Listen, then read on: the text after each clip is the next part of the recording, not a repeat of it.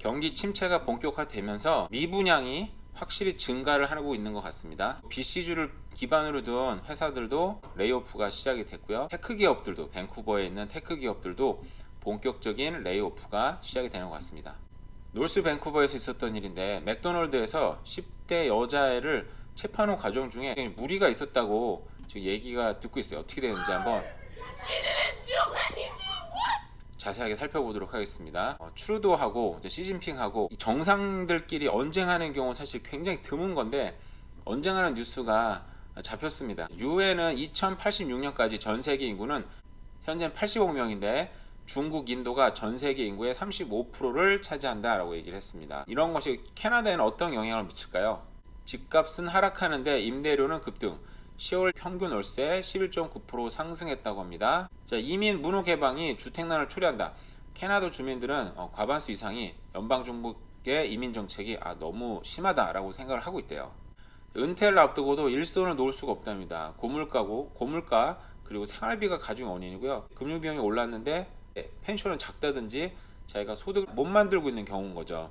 이런 뉴스는 정말 남의 뉴스 같지 않고 저도 지금 굉장히 심각하게 생각을 하고 있습니다. 건설 경기 불황에 주택 착공이 10% 줄었다고 합니다. 다른 기관에서는 밴쿠버 월세는 상승이 살짝 주춤했다고 합니다.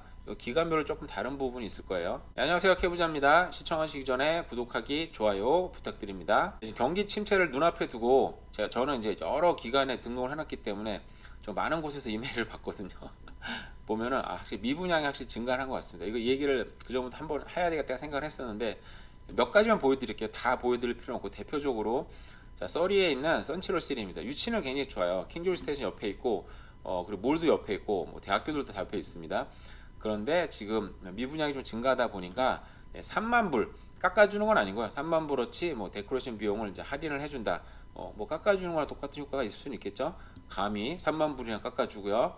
그리고 20% 받던 디파짓도 15%로 줄였습니다.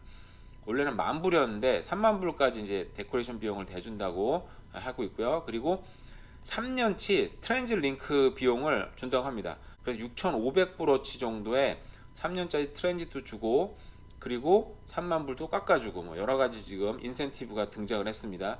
이게 전형적으로 경기가 하락하고 미분양이 증가하고 부동산이 안 좋을 때 나오는 현상들인 거죠. 이런 집값을 좀 비싸다고 느낄 수도 있어요. 왜냐하면 뭐 썰인데 보시면은 여기 자세하게 뭐 볼 필요는 없겠지만, 보시면 일단은 스퀘어피트당 1,000불이 넘어갑니다. 근데 사실은 스퀘어피트당 1,000불이 넘어가는 비용이 굉장히 비싸게 느낄 수도 있고요. 다른 지역 같은 경우는 지금 메트로타운 같은 경우는 1,500불, 그리고 브렌트우드 같은 경우도 1,500불이 넘습니다. 그러다 보니까 아직도 가격차가 어느 정도 존재한다는 거 생각하시면 좋을 것 같고요. 여기는 밴쿠버 프로젝트예요. 프레임이라고 밴쿠버에 있습니다. 위치 나쁘지 않아요. 킹조지 블리버드 옆에 있는 뭐 나쁘지 않습니다. 근데 여기도 보면은 디파지트 15%도 낮춰줬고요. 그리고 어사이먼트 피도 뭐 받지 않습니다. 그죠? 엔딩 한다는데 어쨌든 여기도 지금 안 팔리는 중이다 보니까 이렇게 지금 나온 거죠. 근데 여기 비용 같은 경우는 스퀘어당 여기는 1,200불, 1,300불 정도 하는 것 같아요. 최고 입지보다 조금 싸고 서리보다 높은 거죠. 그죠? 이런 비용이 좀 높다고 느낄 수도 있겠지만 뭐 결국은 따라가지 않을까 생각을 합니다. 개인적으로는 구조 조정이 정말 본격적으로 시작이 되는 것 같습니다. 이거 많이 아시죠? 코스탈 캐피털이라고 뭐 우리말로 하면 제2금융기관 같은 곳인 건데, 여기도 구조 조정을 이제 선언을 했습니다. 4% 정도를 구조 조정을 한다고 해요. 그리고 밴쿠버에 있는 여러 기업들도, 밴쿠버 시내에 있는 지금 테크 기업들도 구조 조정이 시작을 했다고 해요. 제 영상에 답글 달린 거 봐도 이런 저희가 알고 있는 뭐 아마존이라든지, 그리고 페이스북, 메타그룹도 지금 구조 조정을 시작을 했는데, 이런 최고의 기업 강자들이 시작을 한 거 보면 그 밑에 기업들도 우리는 모르지만 이미 시작을 했거나 하는 중이거나 지금 하고 있는 중인 것 같습니다. 경제 침체가 정말 눈앞에 점점 다가오는 것 같고요. 여기 밴쿠버 모기업, 밴쿠버 기반을 둔 퍼니처 기업인 뭐 아티클이라는 기업도 레이오프를 시작을 했다고 합니다. 정말 저도 주변에 스몰 비즈니스 하는 분들 많이 있거든요.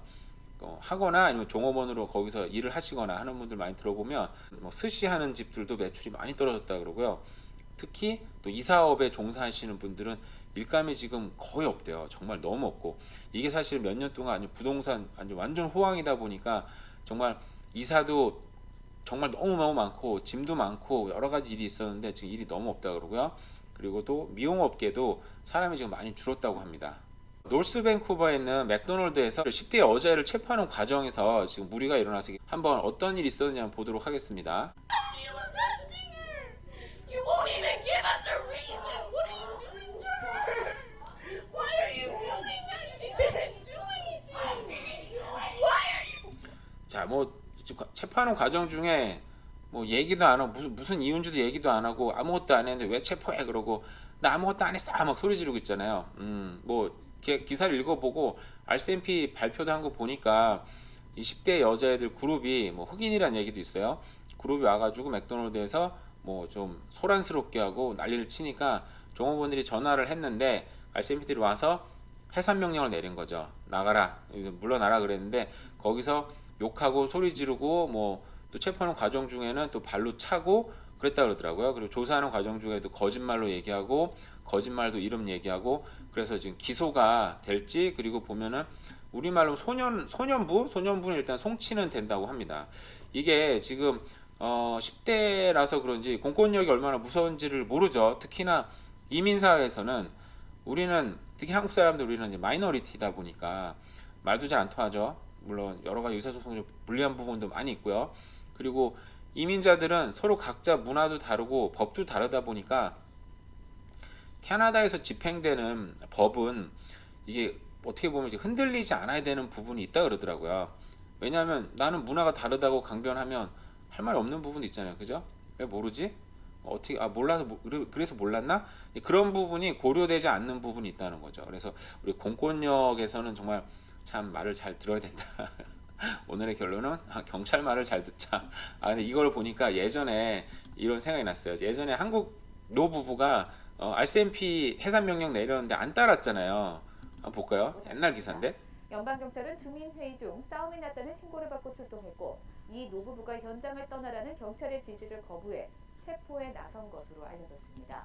네, 지금 보면은 아까 그 기사도 노부부가 RCMP들이 와서 한인들끼리 어떤 뭐 스트라타 문제로 싸웠다 그러더라고요. 모임을 하고 투표를 했는데 투표 불복종이 일어난 거죠.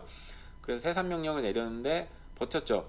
그래서 뭐 이게 논란이 많이 있었어요. RCMP니까 경찰이니까 말을 잘 들어야 된다 와. 야 그래도 80 먹은 사람을 저렇게 막 끌고 내려가면 되냐? 양쪽이 대립은 됐는데 뭐 양쪽 다 뭐 저는 어느 정도 논리는 있다고 생각은 해요. 근데 문제는 저게 내일이 되면 어떻게 처신해야 될 것인가? 일단은 말 듣고 해산하라 그러면 일단 해산을 하면 되죠. 그죠? 이게 좀 나 나이 먹었으니까 노인 공경해달라. 물론 여기도 이 캐나다도 노인 공경하는 한국뿐만 아니라 다 있습니다. 한국 문화만 있는 건 아니에요. 사실은 저 볼 때는 백인들도 노인 공경하는 문화는 충분히 있고 그런 거 있는데 저런 거는 공권력에서는 그 고려 대상이 아니라는 거죠. 그죠? 또 이거 해가지고 그냥 막 욕 많이 먹을 것 같은데 일단 그래도 잠깐 봤어요. 일단 트루도하고 요즘 시진핑하고 막 싸우는 게 언론에 막 났습니다. 그죠? 지금 요즘에 지금 인도네시아 발리에서 G20 지금 회의를 하잖아요. 여기서 시진핑 얼마 전에 비공개로 이게 언론에 유출됐다 그러는데 이게 뭐 크게 중요한 내용도 아니었었고 그렇다고 해서 이렇게 국가 주석이 가가지고 막 항의할 일도 아닌데 지금 화가 많이 났나 봐요. 그래서 일단 시진핑과 중국 같은 경우는 어떤 자기네가 믿고 있는 그런 가치를 전 세계에 이제 강요를 하죠.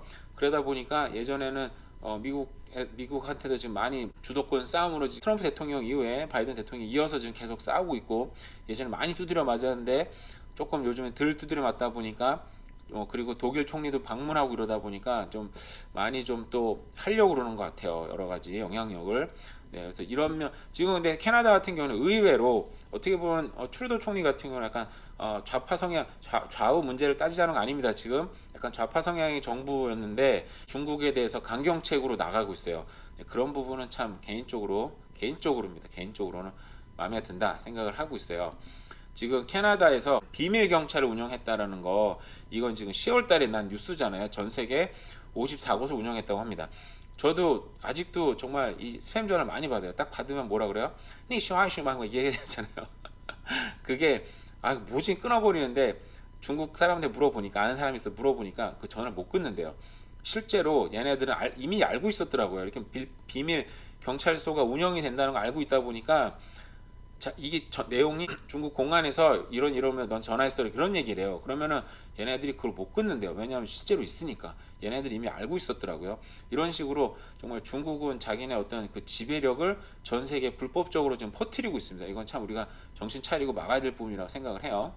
2086년까지 전 세계 인구가 100억 명이 넘는다. 현재 80억 명이래요. 네, 조금 많은 인구가 지금 캐나다로도 좀 밀려오고 있죠. 특히 중국 사람들, 인도 사람들인데 중국, 인도가 전 세계 인구의 35%를 차지합니다. 이 정도의 일부가 지금 캐나다로도 넘어오고 있다 생각을 하면 되겠죠.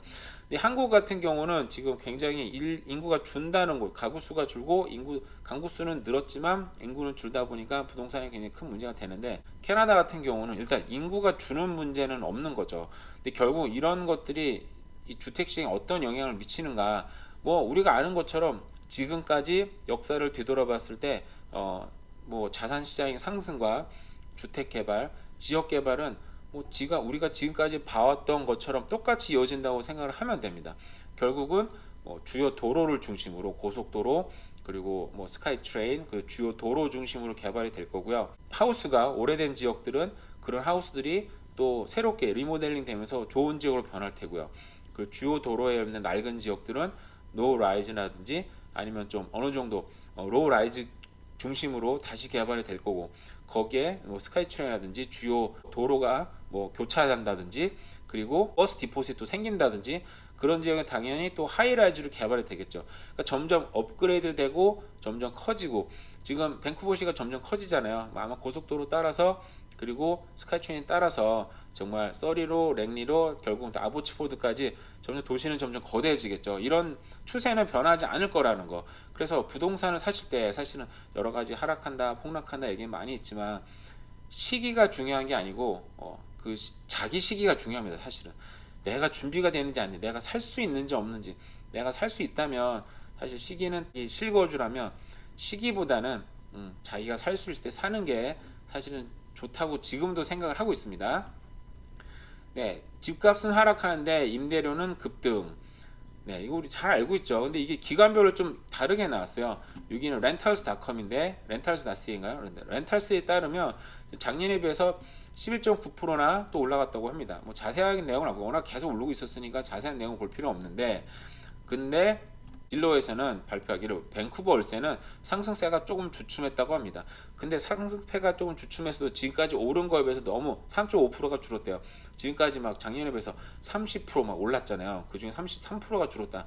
미세한 차이다 보니까 크게 의미는 없고 물론 겨울이니까 당연히 계절 타고 월세의 수요는 좀 주는 게 정상이긴 한데 조금 떨어지는 게 지금 정상인데 렌탈에서는 다시 올랐대요. 그러니까 결국은 지금 집을 못 사는 수요가 렌탈로 몰렸고 그죠? 이 렌탈로 몰린 수요가 결국은 이민자나 렌탈이 계속 오르고 집값이 주춤하면 사실 지금도 렌탈하는 게 집을 사는 것보다 사실 비용이 더 나가는 추세인데 이게 아마 한계점에 도달하면 이 추세는 비싸더라도 자연스럽게 다시 주택 구매로 넘어올 확률은 굉장히 높다라고 생각은 듭니다. 자, 이민 문호 개방 정책이 주택난을 초래한다. 많은 주민들이 그렇게 생각하고 있다고 합니다. 저도 그렇게 생각을 하고 있습니다. 왜냐하면 지금도 집 구하는 게 쉽지는 않은데 앞으로 지금 50만 명 들어왔고 내년에도 내후년에도 또 내후년에도 50만 명씩 들어온다고 가정을 하면 이게 사실은 쉽지는 않다. 정말 어떻게 보면 굉장히 주택난이 생길 수도 있고 또 이민자들이 주택을 구입할 만한 그 여력이 없을 수도 있지만 50만 명 중에 어느 정도는 주택을 구입할 수 있는 역량도 있을 수도 있겠죠. 그죠? 이런 힘들이 주택 시장으로 몰릴 수도 있다라는 걸 좀 생각을 두시면 좋을 것 같고요. 은퇴를 앞두고도 일손을 놓을 수가 없다. 저도 이런 기사를 보면 이제 남의 얘기 같지가 않습니다. 저도 이제 나이가 먹다 보니까 아직 나이가 많은 것도 아니지만 난 어느 정도 먹다 보니까 은퇴가 걱정이 되고 근데 문제는 은퇴가 걱정이 되는 게 내가 일을 하고 싶을 때까지 정말 지겨울 때까지 일을 하고 관두면 문제가 안 될 것 같은데 언젠가 잘리지 않을까? 내가 큰 실수해서 잘리지 않을까? 나이가 먹어서 일을 못하게 되지 않을까? 나도 다쳐서 저 얼마 전에 다리를 다쳤었는데 제가 이제 일하는 특성상 이제 엘펜 간호사로 일하다 보니까 플로어를 계속 걸어야 되거든요. 근데 그게 굉장히 아플 때가 있어요. 정말 내가 은퇴를 해야 되겠다, 뭐 일을 못 하겠다 느낄 정도로 다리가 아플 때가 있었어요. 그러다 보니까 그런 부분이 굉장히 심각하게 생각이 들더라고요. 그래서 정말 우리가 은퇴 준비도 정말 심각하게 생각을 해야 되겠다. 저축을 해야 되고 펜션도 또 해야 되고 거기에 물가랑 가장 또 잘 인플레에 가장 또 강한 부동산 자산도 정말 모으는 게 너무 중요하다는 생각이 많이 들었습니다. 건설 경기 불황에 주택 착공 10%가 줄었다고 합니다. 이 뉴스도 지금 여러 번 나오고 있죠. 이런 주택 착공에 문제가 생기는 거는 결국은 시간이 지나면 단기적으로 지금 주택 가격만 하락한다고 하지만 이게 2년 3년 뒤에는 주택 착공이 급감한 것들이 나중에는 영향을 줘서, 근데 이게 2, 3년 뒤라 그러면 경기 침체 끝나고 이민자도 많이 들어오고 금리도 스테이블 하든지 아니면 떨어지기 시작할 때라면 제가 볼 때 이때는 자산 시장 주택 착공이 줄었는데 거기도 콘도는 13%가 줄었고 주택은 4% 감소했대요. 그죠. 이 결국은 이제 다세대 주택은 더 줄고, 사실 주택은 사실 저희 같은 수준의 사람들한테는 크게 영향이 없을 수 있어요. 왜냐면 이게 벌써 지금 막 20억에 가까운 집이다 보니까 거기 눈을 별로 돌리진 않죠. 웬만한 사람들, 저 같은 사람들이 눈을 지금 주시하고 있는 것들은 사실은 다세대 주택들이잖아요. 콘도라든지 그 하이라이즈 콘도라든지 그리고 타운홈인 건데, 이런 것들이 지금 뭐 10% 이상 13%가 줄었고 뭐 17% 감소했다고 합니다. 이런 부분들은 정말 우리가 좀 주시하면서 앞으로 주택 시장이 어떻게 변할지를 좀 자세히 보면서 미래를 좀 설계하면 좋을 것 같습니다.